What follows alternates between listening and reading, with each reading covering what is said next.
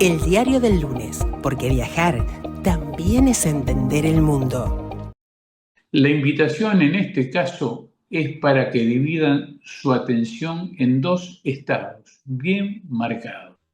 La primera parte, durante algo así como 7 minutos, la idea es que, como nosotros, sean realistas, terrenales y compartan la introducción al gran problema de la inseguridad del destino turístico Montevideo.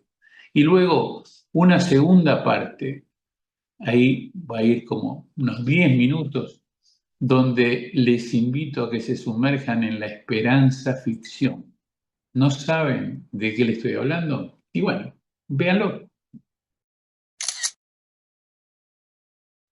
Inseguridad, turismo y la advertencia ignorada. ¿De qué estamos hablando? De recuperar Montevideo. Montevideo no es una ciudad inviable, pero está dejando de ser una ciudad confiable. Y en turismo esto es casi lo mismo. Últimamente vemos hechos frecuentemente, homicidios, ataques y situaciones extremas, incluso en las zonas céntricas. Pero lo más peligroso no es el hecho en sí. El tema es que lo estamos naturalizando. Prácticamente ya es cosa de todos los días. Y acá aparece el primer ejemplo concreto. Pensemos en un turista que se hospeda en la ciudad de Ibiza. Durante las horas del día disfruta, pero cuando cae la noche la dinámica cambia. Menos gente, menos actividad, más incertidumbre. Ese turista quizá no sufre un delito grave, pero cambia su comportamiento. No sale, no consume y no recomienda. No recomienda el destino a sus contactos.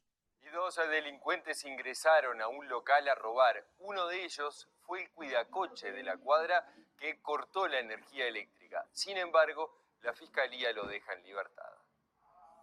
El hecho ocurrió el pasado lunes en las calles Sarandí y Colón, en Ciudad Vieja. Desde el local presentaron más de 30 videos como prueba, en donde se ve que uno de los ladrones es el cuidacoche de la vuelta del lugar. La propietaria del local, Noelia Piñeiro, relató a Telenoche cómo sucedieron los hechos. Paso uno por uno de los locales a pedir si me podían pasar los registros de sus cámaras y me encuentro con que esta persona, que es el cuidacoche de la vuelta, a las 12:20 de la noche apaga la luz, que esta persona tiene acceso a una llave en la cuadra, donde se apaga la luz de toda la cuadra del alumbrado público, deja a oscuras, y bueno, esta persona y otra persona más son las que ingresan al local y rompen todo y se van, o sea, realmente es frustrante. Es angustiante. Además, se manifestó que una vez que quedó en libertad, el delincuente fue al local y amenazó a los propietarios. Esta persona salió de la seccional el lunes en la noche a las 20:20. Yo justo no estaba, mi pareja estaba arreglando la reja y se apareció al local a intimar a Mati, a decirle cosas, amenazarlo. Entonces yo digo, presentamos 11 videos nuestros, más 25 que consiguió la policía, que eran de las cámaras del interior. Asimismo, señaló que la seguridad en Ciudad Vieja es un desastre. Es un tema de seguridad porque claramente somos mujeres que trabajamos sola, que no tenemos seguridad ahí adentro. Esta persona vuelve al mismo lugar como si nada. ¿Cómo está Ciudad Vieja? La Ciudad Vieja de verdad es un desastre lo que es seguridad. Después que pasan, incluso en época de cruceros, en la tarde ya no hay más seguridad. Por ejemplo, una cafetería que sufrió 3 robos en una misma semana. Bueno, en aquellos días cuando anduvimos por Ciudad Vieja, varios comerciantes se nos acercaron para decirnos que eso no era un caso aislado y que estaban reclamando por mayor medidas de seguridad, principalmente durante horas de la noche y horas de la madrugada, que me dicen: de día es una cosa Ciudad Vieja, hay seguridad para los turistas, es seguro salir, no hay ningún problema. Pero de noche esto es tierra de nadie y están reclamando a las autoridades que aumenten el patrullaje. El hecho ocurrió en la calle Pérez Castellano, entre la Rambla y la calle Piedras. Según se ve en las imágenes, los turistas aguardaban en la vía pública cuando los delincuentes en moto llegaron a la zona. Observaron durante varios minutos para determinar quién iba a ser la víctima y una vez ubicada, rápidamente atacaron. Si bien se trató de un episodio puntual, los vecinos señalan que la situación genera inquietud. Es un claro ejemplo de la necesidad del monitoreo permanente, que es lo que es, como te decía, se sabe que funcionó en su momento. Monitoreo y los operativos de oficio para poder tener una respuesta en el momento. Y bueno, es probable que si hubieran logrado tener una ruta, hubieran podido quizás que hasta conseguir encontrarlos. Segundo ejemplo, el turista en Airbnb, en Positos, en Cordón, en Carrasco. No tiene lobby, no tiene seguridad privada, no tiene contención, no está en un hotel, vive el barrio real. Y ahí percibe o padece, lo que es peor, arrebatos, tensión, iluminación insuficiente, sensación de acecho. Resultado, recorta la estadía, gasta menos y transmite esa experiencia a sus contactos. Tras la rapiña registrada a turistas españoles en Carrasco a plena tarde, los vecinos de la zona han expresado su preocupación por la inseguridad y piden medidas al respecto. Desde el municipio, en tanto, se cuestionó la falta de recursos de la Intendencia para esa alcaldía. La violenta escena quedó registrada a través de un video filmado por un vecino. Motochorros intentaron robar a una familia de turistas españoles este sábado en la zona de Carrasco, a metros de la Rambla. Están robando, los acaban de robar. ¿Los acaban de robar? Sí, los acaban de robar. Están robando todavía.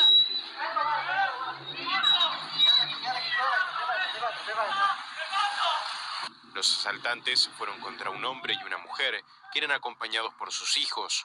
Uno de los ladrones descendió de la moto e intentó arrebatarles varias cadenas, mientras el otro permanecía en el birrodado. En medio del reclamo de vecinos por un aumento de la seguridad en la zona, desde el municipio cuestionaron la falta de recursos de la Intendencia para temas como la iluminación. Y así aparece el fenómeno más peligroso. Montevideo empieza a transformarse en ciudad de paso. Se llega, se mira, se sigue.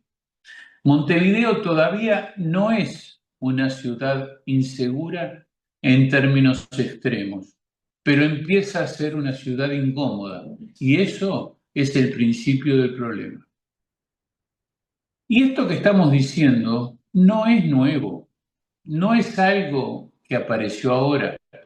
Hace más de 20 años que vengo advirtiendo sobre este camino.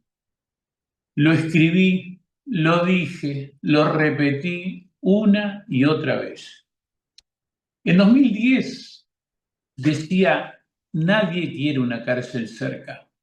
Ya hablábamos de un problema que todos veían, pero nadie quería asumir. En 2011 fui más lejos. El turismo puede ser la solución a la inseguridad pública en Uruguay, era una pregunta. No como eslogan, sino como política de Estado. Ese mismo año lo definí así, sin rodeos, cuestión de Estado, porque esto nunca fue un tema menor. En 2011 advertía, Uruguay natural, ¿será seguro o no será? Así de claro, así de directo.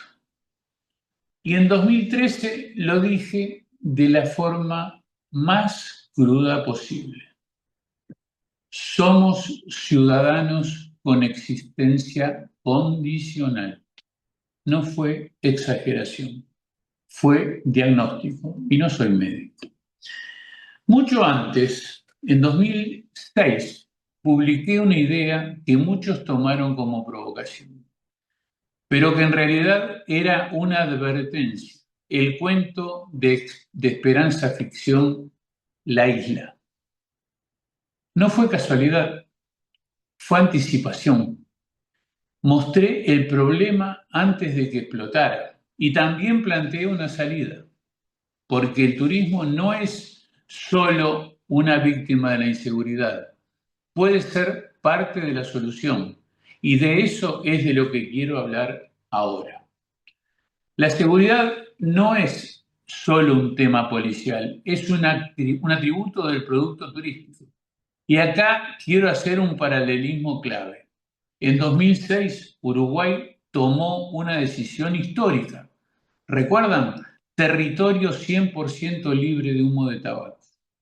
Fue una medida drástica, fue resistida, pero funcionó.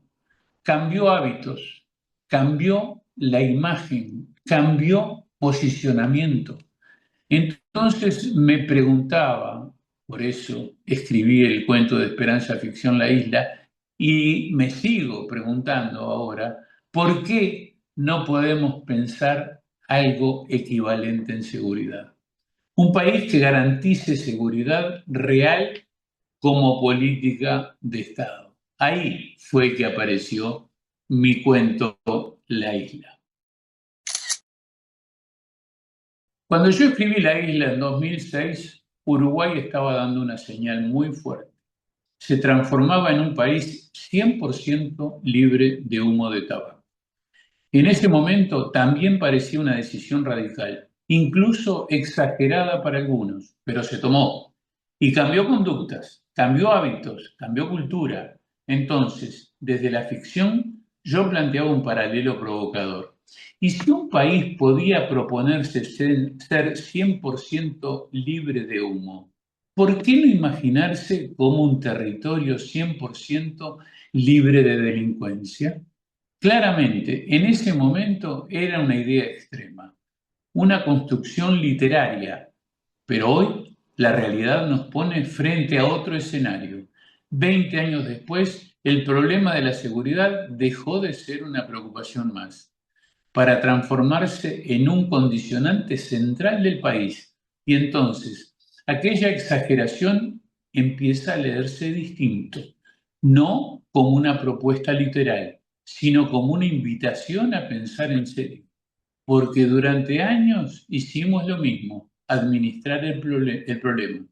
Más medidas, más anuncios, más parches, pero sin cambiar la lógica de fondo. Y ahí aparece la pregunta incómoda que sigue vigente. ¿Y si no alcanza a congestionar mejor? Y lo que hace falta es pensar diferente. Ahí es donde la isla deja de ser solo un cuento y pasa a ser un disparador.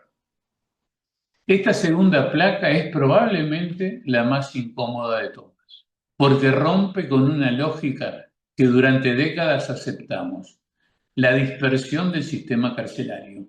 En la isla yo proponía concentrar todo, una única cárcel, máxima seguridad.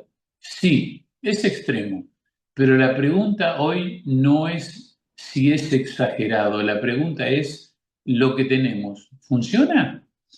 Cárceles superpobladas, falta de control real, reincidencia que se multiplica, un sistema que muchas veces no corrige, sino que agrava. Entonces, más allá de la forma, la idea de fondo vuelve a tener vigencia. Ordenar, concentrar, recuperar el control y aparece otro concepto clave, la pena de isla, que en realidad nos obliga a reconocer algo que muchas veces evitamos decir. Hay perfiles de delincuencia para los cuales el sistema actual no tiene respuesta. Esto no es copiar la ficción, es entender el diagnóstico, porque si no resolvemos ese núcleo duro, todo lo demás queda en la superficie. La pena de isla sustituye lo que en otros países funciona como la pena de muerte. Nosotros no queremos la pena de muerte. Sí queremos la pena de isla para los irrecuperables. Una cárcel de máxima seguridad, donde no haya ni posibilidades de comunicarse con el exterior, mucho menos los celulares que tienen ahora todos los narcos. Pena de isla. Pero atención, porque acá está el punto de equilibrio. Si todo fuera represión, el sistema sería inviable. Por eso, en el mismo planteo aparece este segundo eje, la rehabilitación. Y esto es central, porque el sistema actual no solo falla en contener el delito, también falla en recuperar a las personas. ¿Cuántos salen mejor de lo que entraron? Muy pocos. Entonces, la lógica que proponía y que hoy sigue siendo válida es diferenciar. No todo es lo mismo, no todos son iguales. Y ahí aparece la necesidad de un sistema serio, educación obligatoria, trabajo real, disciplina, formación, no como relato, como estructura, porque si no logramos reinsertar a quienes sí pueden volver, el problema se recicla indefinidamente. Y eso es exactamente lo que estamos viendo hoy. Aquí claramente en este centro de rehabilitación el día se divide en tres para los reclusos que tienen posibilidad de recuperación. 8 horas de trabajo, 8 horas repartidas entre esparcimiento y fundamentalmente estudio, capacitación, y 8 horas de ocio, de descanso, lo natural.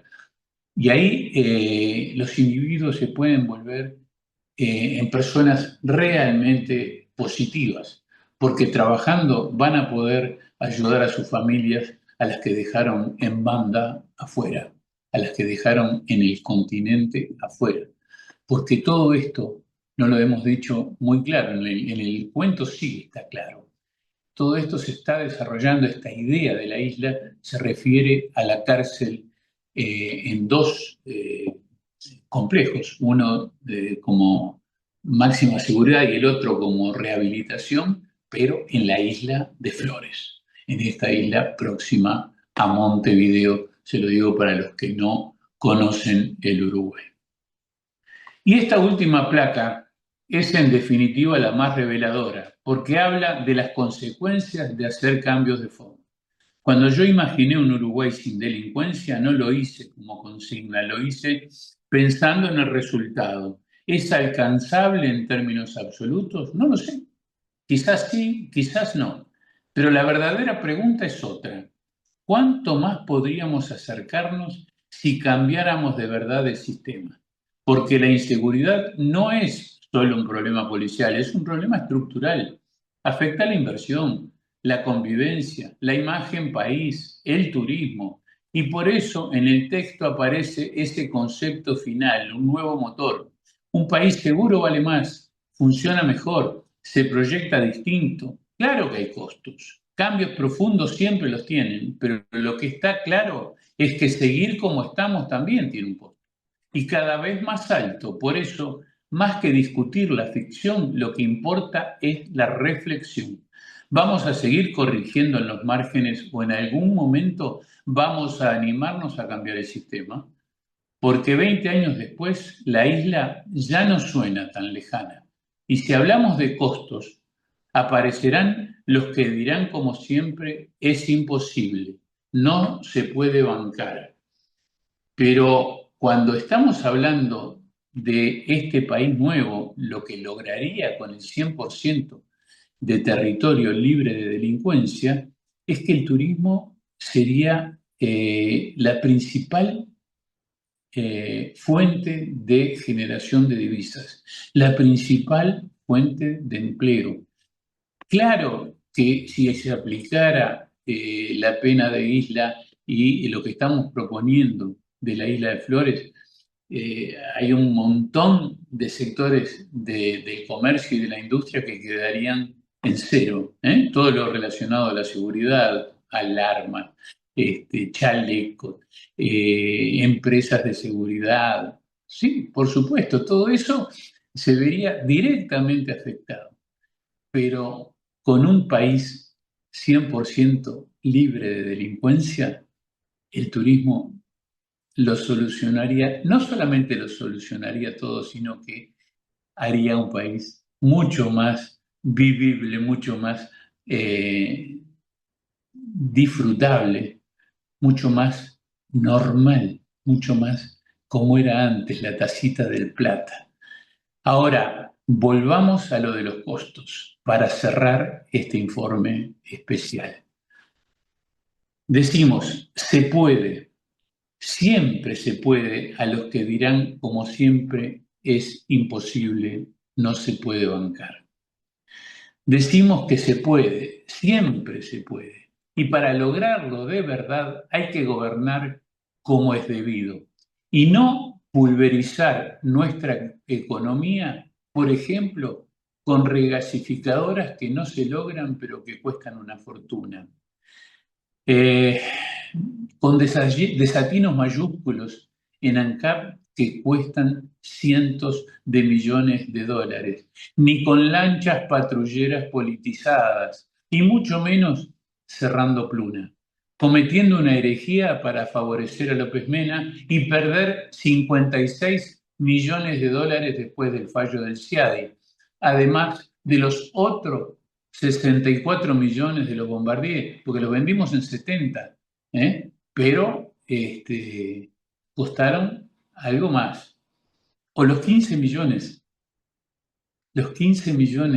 o más que le regaló, que dilapidó el gobierno de Mujica a Alas Uruguay para quedar bien con el sindicato. Siempre se puede, solo hace falta sentido común, el que faltó en los gobiernos anteriores, en toda la historia relacionada con este tema. No hablo de ningún partido político en especial. Aquí los culpables somos todos.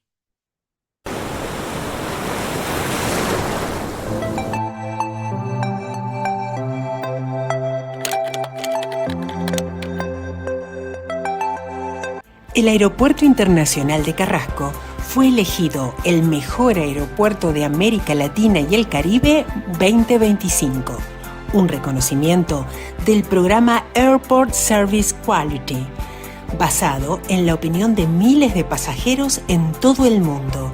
Calidad, confort y servicio que se viven en cada viaje. Aeropuertos Uruguay, mejorando la experiencia todos los días.